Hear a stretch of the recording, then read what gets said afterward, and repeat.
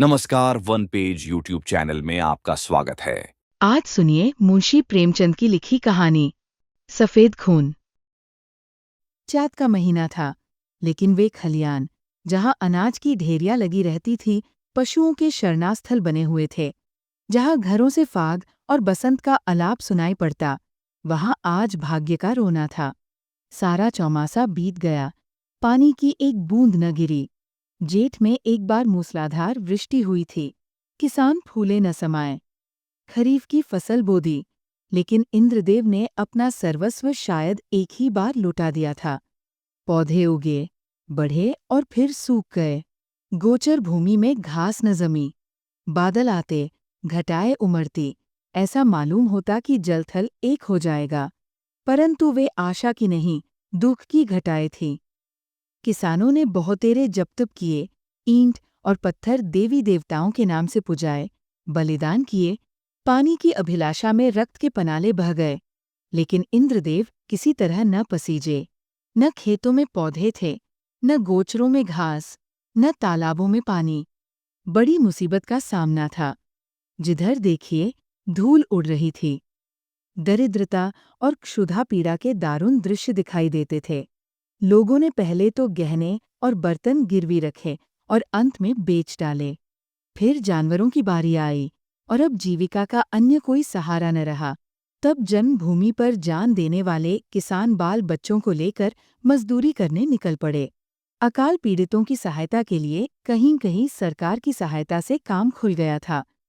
बहुतेरे वहीं जाकर जमे। जहाँ जिसको सुभीता हुआ, वो उधर ही जा निकला। संध्या का समय था। जादूराय थकामांदा आकर बैठ गया और स्त्री से उदास होकर बोला, दरखास्त नामंजूर हो गई। ये कहते-कहते वो आंगन में जमीन पर लेट गया। उसका मुख पीला पड़ रहा था और आते सिकुड़ी जा रही थी। आज 2 दिन से उसने दाने की सूरत नहीं देखी। घर में जो कुछ विभूति थी, गहने कपड़े, बर्तन भाड़े सब पेट में समा गए। गाँव का साहूकार भी पतिव्रता स्त्रियों की भांति आंखें चुराने लगा। केवल तकाबी का सहारा था, उसी के लिए दरखास्त दी थी, लेकिन आज वह भी नामंजूर हो गई।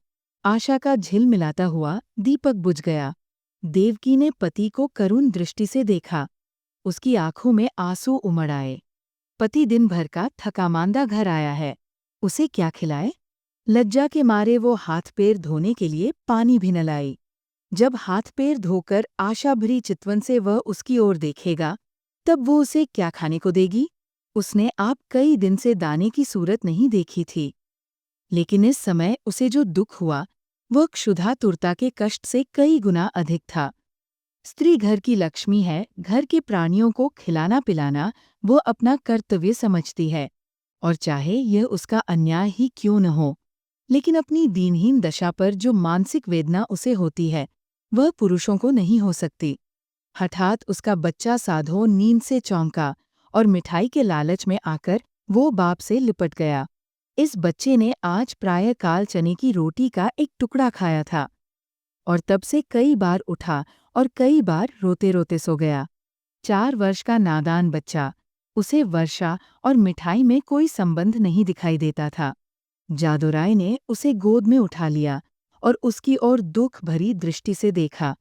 गर्दन झुक गई और हृदय पीड़ा आंखों में न समा सकी। दूसरे दिन वह परिवार भी घर से बाहर निकला।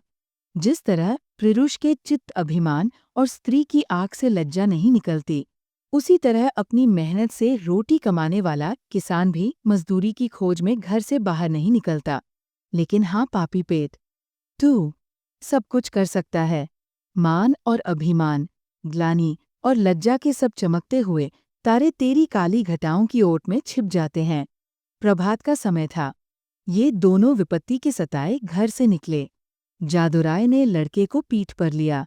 देवकी ने फटे पुराने कपड़ों की वह गठरी सिर पर रखी, जिस पर विपत्ति को भी तरस आता। दोनों की आंखें आंसुओं से भरी थीं। देवकी रोती रही। जादूराय चुपचाप था। गांव के 2-4 आदमियों से भेंट भी हुई। किसी ने इतना भी नहीं पूछा कि कहाँ जाते हो। किसी के हृदय में सहानुभूति का वास न था। जब ये लोग लालगंज पहुंचे, उस समय सूर्य ठीक सिर पर था।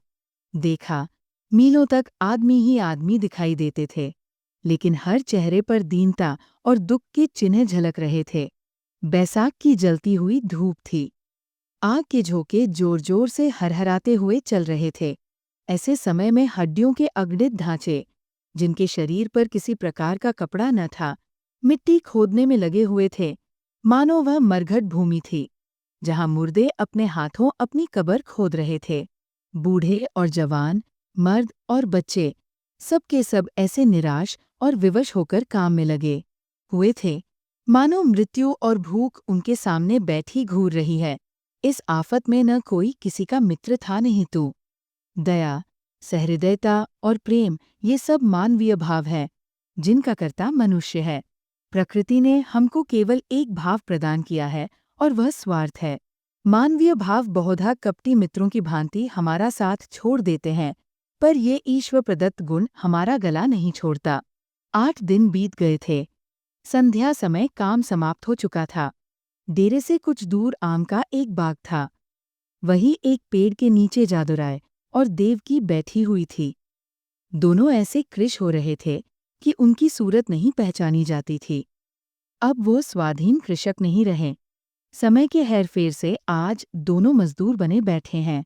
जादुराय ने बच्चे को जमीन पर सुला दिया। उसे कई दिन से बुखार आ रहा है। कमल सा चेहरा मुरझा गया है। देवकी ने धीरे से हिलाकर कहा, बेटा, आंखें खोलो, देखो सांझ हो गई। साधु ने आंख खोल दी। बुखार उतर गया था। बोला, क्या हम घर आ गए माँ? घर की याद आ गई। देवकी की आंखें डबडबा आई। उसने कहा, नहीं बेटा, तुम अच्छे हो, जाओगे तो घर चलेगे। उठकर देखो कैसा अच्छा बाग है। साधु माँ के हाथों के सहारे उठा और बोला, माँ, मुझे बड़ी भूख लगी है, लेकिन तुम्हारे पास तो कुछ नहीं है। मुझे क्या खाने को दोगी? देवकी के हृदय में चोट लगी, पर धीरज धर के बोली, नहीं बेटा, तुम्हारे खाने को मेरे पास सब कुछ है। तुम्हारे दादा पानी लाते हैं तो नरम नरम रोटियां अभी बनाए देती हूँ। साधु ने माँ की गोद में सिर रख लिया और बोला, माँ, मैं न होता तो तुम्हें इतना दुख न होता। ये कहकर वो फूट फूट कर रोने लगा। ये वही बेसमझ बच्चा है जो 2 सप्ताह पहले मिठाइयों के लिए दुनिया सिर पर उठा लेता था। दुख और चिंता ने कैसा अनर्थ कर दिया है। ये विपत्ति का फल है। कितना दुखपूर्ण, कितना करुणाजनक व्यापार है। इसी बीच में कई आदमी लालटेन लिए हुए वहां आए। फिर गाड़ियां आईं। उन पर डेरे और खेमे लदे हुए थे। दम के दम यहाँ खेमे गड़ गए। सारे बाग में चहल पहल नजर आने लगी। देवकी रोटियां सेंक रही थी। साधु धीरे धीरे उठा और आश्चर्य से देखता हुआ एक डेरे के नजदीक जाकर खड़ा हो गया। पादरी मोहनदास खेमे से बाहर निकले तो साधु उन्हें खड़ा दिखाई दिया। उसकी सूरत पर उन्हें तरस आ गया।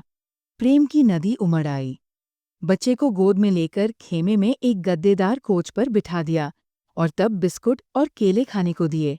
लड़के ने अपनी जिंदगी में इन स्वादिष्ट चीजों को कभी न देखा था। बुखार की बेचैन करने वाली भूख अलग मार रही थी। उसने खूब मन भर खाया और तब कृतज्ञ नेत्रों से देखते हुए पादरी साहब के पास जाकर बोला, तुम हमको रोज ऐसी चीजें खिलाओगे? पादरी साहब इन भोलेपन पर मुस्करा के बोले, मेरे पास इससे भी अच्छी अच्छी चीजें हैं। इस पर साधोराय ने कहा, अब मैं रोज तुम्हारे पास आऊंगा। माँ के पास ऐसी अच्छी चीजें कहाँ? वह मुझे रोज चने की रोटियां खिलाती है। उधर देवकी ने रोटियां बनाई और साधु को पुकारने लगी। साधु ने माँ के पास जाकर कहा, मुझे साहब ने अच्छी अच्छी चीजें खाने को दी है। साहब बड़े अच्छे हैं। देवकी ने कहा, मैंने तुम्हारे लिए नरम नरम रोटियां बनाई हैं, आओ तुम्हें खिलाऊं। साधु बोला, अब मैं न खाऊंगा। साहब कहते थे कि मैं तुम्हें रोज अच्छी अच्छी चीजें खिलाऊंगा। मैं अब उनके साथ रहा करूंगा। माँ ने समझा कि लड़का हंसी कर रहा है। उसे छाती से लगाकर बोली, क्यों बेटा, हमको भूल जाओगे? देखो, मैं तुम्हें कितना प्यार करती हूँ। साधु तुतलाकर बोला, तुम तो मुझे रोज चने की रोटियां दिया करती हो। तुम्हारे पास तो कुछ नहीं है। साहब मुझे केले और आम खिलाएंगे। ये कहकर वह फिर खेमे की ओर भागा और रात को वहीं सो रहा। पादरी मोहनदास का पड़ाव वहां 3 दिन रहा। साधो दिन भर उन्हीं के पास रहता। साहब ने उसे मीठी दवाइयाँ दी। उसका बुखार जाता रहा। वह भोले भाले किसान ये देखकर साहब को आशीर्वाद देने लगे। लड़का चंगा हो गया और आराम से है। साहब को परमात्मा सुखी रखे। उन्होंने बच्चे की जान रख ली। चौथे दिन रात को ही वहां से पादरी साहब ने कूच किया। सुबह को जब देवकी उठी तो साधो का यहाँ पता न था। उसने समझा कहीं टपके ढूंढने गया होगा, किंतु थोड़ी देर देखकर उसने जादूराय से कहा, लल्लू यहाँ नहीं है। उसने भी यही कहा, कहीं टपके ढूंढता होगा। लेकिन जब सूरज निकल आया और काम पर चलने का वक्त हुआ, तब जादूराय को कुछ संशय हुआ। उसने कहा, तुम यहीं बैठी रहना, मैं अभी उसे लिए आता हूँ। जादू ने आसपास के सब बागों को छान डाला और अंत में जब 10 बज गए तो निराश लौट आया। साधो न मिला। ये देखकर देवकी ढाढ़े मारकर रोने लगी। फिर दोनों अपने लाल की तलाश में निकले। अनेक विचार चित्त में आने जाने लगे। देवकी को पूरा विश्वास था कि उस साहब ने उस पर कोई मंत्र डालकर वश में कर लिया, लेकिन जादू को इस कल्पना के मान लेने में कुछ संदेह था। बच्चा इतनी दूर अनजान रास्ते पर अकेले नहीं जा सकता। फिर भी दोनों गाड़ी के पहियों और घोड़े के टापों के निशान देखते चले जाते थे। यहाँ तक कि एक सड़क पर आ पहुँचे। वहाँ गाड़ी के बहुत से निशान थे। उस विशेष लीक की पहचान न हो सकती थी। घोड़े के टाप भी एक झाड़ी की तरफ जाकर गायब हो गए। आशा का सहारा टूट गया। दोपहर हो गई थी। दोनों धूप के मारे बेचैन और निराशा से पागल हो रहे थे। वहीं एक वृक्ष की छाया में बैठ गए। देवकी विलाप करने लगी। जादूराय ने उसे समझाना शुरू किया। जब जरा धूप की तेजी कम हुई तो दोनों फिर आगे चले, किंतु अब आशा की जगह निराशा साथ थी। घोड़े के टापों के साथ उम्मीद का धुंधला निशान गायब हो गया था। शाम हो गई। इधर उधर गायों बैलों के झुंड निर्जीव से पड़े दिखाई देते थे। ये दोनों दुखिया हिम्मत हारकर एक पेड़ के नीचे टिक रहे। उसी वृक्ष पर मैने का एक जोड़ा बसेरा लिए हुए था। उनका नन्हासा शावक आज ही एक शिकारी के चंगुल में फंस गया था। दोनों दिन भर उसे खोजते फिरे। इस समय निराश होकर बैठ रहे। देवकी और जादू को अभी तक आशा की झलक दिखाई देती थी, इसीलिए वे बेचैन थे। 3 दिन तक ये दोनों अपने खोए हुए लाल की तलाश करते रहे। दाने से भेंट नहीं, प्यास से बेचैन होते 2-4 घूंट पानी गले के नीचे उतार लेते। आशा की जगह निराशा का सहारा था। दुख और करुणा के सिवाय और कोई वस्तु नहीं। किसी बच्चे के पैर के निशान देखते तो उनके दिलों में आशा तथा भय की लहरें उठने लगती थी, लेकिन प्रत्येक पग उन्हें अभीष्ट स्थान से दूर लिए जाता था। इस घटना को हुए 14 वर्ष बीत गए। इन 14 वर्षों में सारी काया पलट गई। चारों ओर रामराज्य दिखाई देने लगा। इंद्रदेव ने कभी उस तरह अपनी निर्दयता न दिखाई और न जमीन ने ही। उमड़ी हुई नदियों की तरह अनाज से ढेकियां भरी चलीं। उजड़े हुए गांव बस गए। मजदूर किसान बन बैठे और किसान जायदाद का तलाश में दौड़ने लगे। वही चैत के दिन थे। खलियानों में अनाज के पहाड़ खड़े थे। भाट और भिखमंगे किसानों की बढ़ती के तराने गा रहे थे। सुनारों के दरवाजे पर सारे दिन और आधी रात तक गाहकों का जमघट लगा रहता था। दर्जी को सिर उठाने की फुर्सत न थी। इधर उधर दरवाजों पर घोड़े हिनहिना रहे थे। देवी के पुजारियों को अजीर्ण हो रहा था। जादूराय के दिन भी फिरे। घर पर छप्पर की जगह खपरैल हो गया है। दरवाजे पर अच्छे बैलों की जोड़ी बंधी हुई है। वह अब अपनी बहली पर सवार होकर बाजार जाया करता है। उसका बदन अब उतना सुडौल नहीं है। पेट पर इस सुच्छा का विशेष प्रभाव पड़ा है और बाल भी सफ़ेद हो चले हैं। देवकी की गिनती भी गांव की बूढ़ी औरतों में होने लगी है। व्यावहारिक बातों में उसकी बड़ी पूछ हुआ करती है। जब वह किसी पड़ोसिन के घर जाती है तो वहाँ की बहुएं भय के मारे थरथराने लगती है। उसके कटु वाक्य और तीव्र आलोचना की सारे गांव में धाक बंधी हुई है। महीन कपड़े अब उसे अच्छे नहीं लगते, लेकिन गहनों के बारे में वह उतनी उदासीन नहीं है। उनके लिए जीवन का दूसरा भाग इससे कम उज्ज्वल नहीं है। उनकी 2 संतानें हैं। लड़का माधो सिंह अब खेती-बाड़ी के काम में बाप की मदद करता है। लड़की का नाम शिवगौरी है। वह भी माँ को चक्की पीसने में सहायता दिया करती है और खूब गाती है। बर्तन धोना उसे पसंद नहीं, लेकिन चौका लगाने में निपुण है। गुड़ियों के ब्याह करने से उसका जी कभी नहीं भरता। आए दिन गुड़ियों के विवाह होते रहते हैं। हाँ, इनमें किफ़ायत का पूरा ध्यान रहता है। खोए हुए साधों की याद अभी बाकी है। उसकी चर्चा नित्य हुआ करती है और कभी बिना रुलाए नहीं रहती। देव की कभी-कभी सारे दिन उस लाडले बेटे की सुध में अधीर रहा करती है। सांझ हो गई थी। बैल दिन भर के थके-मांदे सिर झुकाए चले आते थे। पुजारी ने ठाकुरद्वारे में घंटा बजाना शुरू किया। आजकल फसल के दिन हैं। रोज पूजा होती है। जादूराय खाट पर बैठे नारियल पी रहे थे। शिवगौरी रास्ते में खड़ी उन बैलों को कोस रही थी, जो उसके भूमिस्थ विशाल भवन का निरादर करके उसे रौंदते चले जाते थे। घड़ियाल और घंटे की आवाज सुनते ही जादूराय भगवान का चरणामृत लेने के लिए उठे ही थे कि उन्हें अकस्मात एक नवयुवक दिखाई पड़ा, जो भूंकते हुए कुत्तों को दुत्कारता बाइसिकल को आगे बढ़ाता हुआ चला आ रहा था। उसने उनके चरणों पर अपना सिर रख दिया। जादूराय ने गौर से देखा और तब दोनों एक दूसरे से लिपट गए। माधो भौंचक होकर बाइसिकल को देखने लगा।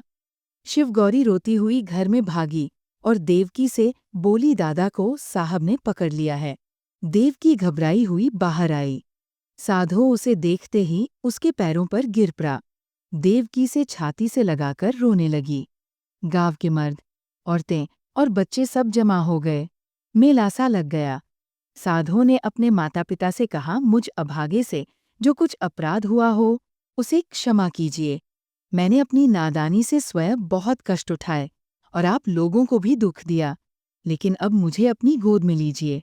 देवकी ने रोकर कहा, जब हमको छोड़कर भागे थे तो हम लोग तुम्हें 3 दिन तक बेदाना पानी के ढूंढते रहे, पर जब निराश हो गए तब अपने भाग्य को रोकर बैठ रहे। तब से आज तक कोई ऐसा दिन न गया कि तुम्हारी सुधि न आई हो। रोते रोते एक युग बीत गया। अब तुमने खबर ली है। बताओ बेटा, उस दिन तुम कैसे भागे और कहाँ जाकर रहे? साधो ने लज्जित होकर उत्तर दिया, माताजी, अपना हाल क्या कहूँ। मैं पहर रात रहे आपके पास से उठकर भागा। पादरी साहब के पड़ाव का पता शाम ही को पूछ लिया था। बस पूछता हुआ उनके पास दोपहर को पहुंच गया। साहब ने मुझे पहले समझाया कि अपने घर लौट जाओ, लेकिन जब मैं किसी तरह राजी न हुआ तो उन्होंने मुझे पूना भेज दिया। मेरी तरह वहाँ सैकड़ों लड़के थे। वहाँ बिस्कुट और नारंगियों का भला क्या जिक्र। जब मुझे आप लोगों की याद आती, मैं अक्सर रोया करता, मगर बचपन की उम्र थी। धीरे धीरे उन्हीं लोगों से हिल मिल गया। हाँ, जब से कुछ होश हुआ है और अपना प्राय समझने लगा हूँ, तब से अपनी नादानी पर हाथ मलता रहा हूँ। रात दिन आप लोगों की रट लगी हुई थी। आज आप लोगों के आशीर्वाद से ये शुभ दिन देखने को मिला। दूसरों में बहुत दिन काटे, बहुत दिनों तक अनाथ रहा। अब मुझे अपनी सेवा में रखिए, मुझे अपनी गोद में लीजिए। मैं प्रेम का भूखा हूँ। बरसों से मुझे जो सौभाग्य नहीं मिला, वो अब दीजिए। गांव के बहुत से बूढ़े जमा थे। उनमें से जगत सिंह बोले, तो क्यों बेटा, तुम इतने दिनों तक पादरियों के साथ रहे, उन्होंने तुमको भी पादरी बना लिया होगा। साधो ने सिर झुकाकर कहा, जी हाँ, ये तो उनका दस्तूर है। जगत सिंह ने जादूराय की तरफ देखकर कहा, ये बड़ी कठिन बात है। साधो बोला, बिरादरी मुझे जो प्रायश्चित बतलाएगी मैं उसे करूँगा। मुझसे जो कुछ बिरादरी का अपराध हुआ है, नादानी से हुआ है, लेकिन मैं उसका दंड भोगने के लिए तैयार हूँ। जगत सिंह ने फिर जादूराय की तरफ कनखियों से देखा और गंभीरता से बोले, हिंदू धर्म में ऐसा कभी नहीं हुआ है। यो तुम्हारे माँ बाप तुम्हें अपने घर में रख लें, तुम उनके लड़के हो, मगर बिरादरी कभी इस काम में शरीक न होगी। बोलो जादूराय, क्या कहते हो? कुछ तुम्हारे मन की भी तो सुन ले। जादूराय बड़ी दुविधा में था। एक ओर तो अपने प्यारे बेटे की प्रीति थी, दूसरी ओर बिरादरी का भय मारे डालता था। जिस लड़के के लिए रोते रोते आंखें फूट गईं, आज वही सामने खड़ा आंखों में आंसू भरे कहता है, पिताजी, मुझे अपनी गोद में लीजिए, और मैं पत्थर की तरह अचल खड़ा हूं। शोक, इन निर्दयी भाइयों को किस तरह समझाऊं? क्या करूं, क्या न करूं? लेकिन मां की ममता उमड़ आई। देवकी से न रहा गया। उसने अधीर होकर कहा, मैं अपने घर में रखूंगी और कलेजे से लगाऊंगी। इतने दिनों के बाद मैंने उसे पाया है, अब उसे नहीं छोड़ सकती। जगत सिंह रुष्ट होकर बोले, चाहे बिरादरी छूटी क्यों न जाए। देवकी ने भी गर्म होकर जवाब दिया, हा, चाहे बिरादरी छूट जाए। लड़के वालों ही के लिए आदमी बिरादरी की आड़ पकड़ता है। जब लड़का न रहा तो भला बिरादरी किस काम आएगी? इस पर कई ठाकुर लाल लाल आंखें निकालकर बोले, ठाकुराइन, ठकुराइन बिरादरी की तो खूब मर्यादा करती हो। लड़का चाहे किसी रास्ते पर जाए, लेकिन बिरादरी चूतक न करे, ऐसी बिरादरी कहीं होगी। हम साफ साफ कहे देते हैं कि अगर ये लड़का तुम्हारे घर में रहा तो बिरादरी भी बता देगी कि वह क्या कर सकती है। जगत सिंह कभी कभी जादूराय से रुपए उधार लिया करते थे। मधुर स्वर से बोले, भाभी, बिरादरी ये थोड़े ही कहती है कि तुम लड़के को घर से निकाल दो। लड़का इतने दिनों के बाद घर आया है तो हमारे सिर आंखों पर रहे बस। जरा खाने पीने और छूट छाट का बचाव बना रहना चाहिए। बोलो जादू भाई, अब बिरादरी को कहाँ तक दबाना चाहते हो? जादूराय ने साधु की तरफ करुणा भरे नेत्रों से देखकर कहा, बेटा, जहाँ तुमने हमारे साथ इतना सलूक किया है, वहाँ जगत भाई की इतनी कहा और मान लो। साधु ने कुछ तीक्ष्ण शब्दों में कहा, क्या मान लूं? ये कि अपनों में गैर बनकर रहूं, अपमान सहूं, मिट्टी का घड़ा भी मेरे छूने से अशुद्ध हो जाए। न, ये मेरा किया न होगा। इतनी निर्लज्ज नहीं। जादूराय को पुत्र की ये कठोरता अप्रिय मालूम हुई। वे चाहते थे कि इस वक्त बिरादरी के लोग जमा हैं, उनके सामने किसी तरह समझौता हो जाए। फिर कौन देखता है कि हम उसे किस तरह रखते हैं। चिढ़कर बोले, इतनी बात तो तुम्हें माननी ही पड़ेगी। साधो राय इस रहस्य को न समझ सका। बाप की इस बात में उसे निष्ठुरता की झलक दिखाई पड़ी। बोला, मैं आपका लड़का हूँ, आपके लड़के की तरह रहूंगा। आपके भक्ति और प्रेम की प्रेरणा मुझे यहाँ तक लाई है। मैं अपने घर में रहने आया हूँ, अगर ये नहीं है तो इसके सिवा मेरे लिए इसके और कोई उपाय नहीं है कि जितनी जल्दी हो सके यहाँ से भाग जाऊं। जिनका खून सफेद है उनके बीच में रहना व्यर्थ है। देवकी ने रोकर कहा, लल्लू, मैं अब तुम्हें न जाने दूंगी। साधु की आंखें भर आईं, पर मुस्कुराकर बोला, मैं तो तुम्हारी थाली में खाऊंगा। देवकी ने उसे ममता और प्रेम की दृष्टि से देखकर कहा, मैंने तो तुझे छाती से दूध पिलाया है, तू मेरी थाली में खाएगा तो क्या? मेरा बेटा ही तो है, कोई और तो नहीं हो गया। साधो इन बातों को सुनकर मतवाला हो गया। इनमें कितना स्नेह, कितना अपनापन था। बोला, माँ, आया तो मैं इसी इरादे से था कि अब कहीं न जाऊंगा, लेकिन बिरादरी ने मेरे कारण यदि तुम्हें जातिच्युत कर दिया तो मुझसे न सका जाएगा। मुझसे इन गवारों का कोरा अभिमान न देखा जाएगा। इसलिए इस वक्त मुझे जाने दो। जब मुझे अवसर मिला करेगा तो तुम्हें देख जाया करूंगा।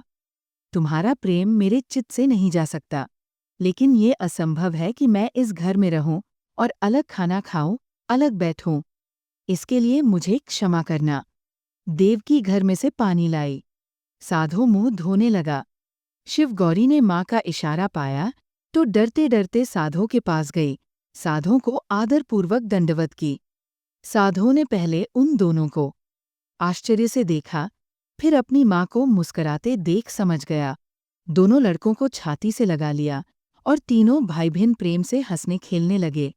माँ खड़ी यह दृश्य देखती थी और उमंग से फूली न समाती थी।